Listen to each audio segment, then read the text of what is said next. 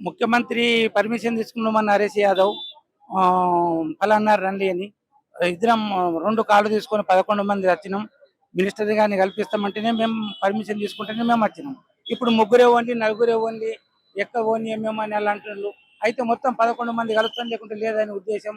మా పంటలు, మా సోయాబీన్ కొంచెం వర్షాలు ఎక్కువ పడి నల్లగా పడ్డాయి. వీటిని కొనుగోలు చేయక లారీలు వాపసు వచ్చినాయి. రైతులకు డబ్బులు లేక వ్యవసాయం మన కొత్త పంటలు ఇద్దామంటే డబ్బులు లేవు.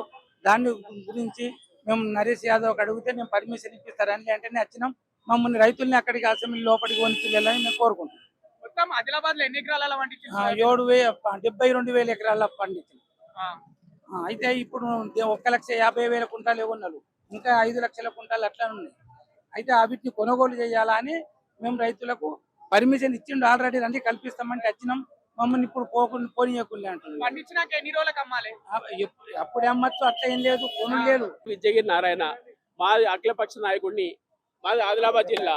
మా జిల్లాలో అధిక వర్షాల రీత్యా పత్తి పంట నష్టపోయిన రైతులు సోయాబీన్ కొంత దిగుబడి వచ్చిన తర్వాత దాంతో మాకు బెనిఫిట్ అవుతుందని చెప్పి రైతులు ఆశపడ్డారు. కానీ మా జిల్లాలో 72,000 ఎకరాలలో దాదాపు 24,000 మంది రైతులు సాగు చేస్తే 4,32,000 క్వింటల్ దిగుబడి వస్తుందని చెప్పి వ్యవసాయ శాఖ అధికారులుగా నిర్ధారించారు. కానీ ఆ వెళ్ళినటువంటి సోయాబీన్ మార్కెట్ లో అమ్ముకుందామంటే ఇటు రాష్ట్ర ప్రభుత్వం కొన్నది, అటు కేంద్ర ప్రభుత్వం కొన్నది. అది చాలా తప్పు.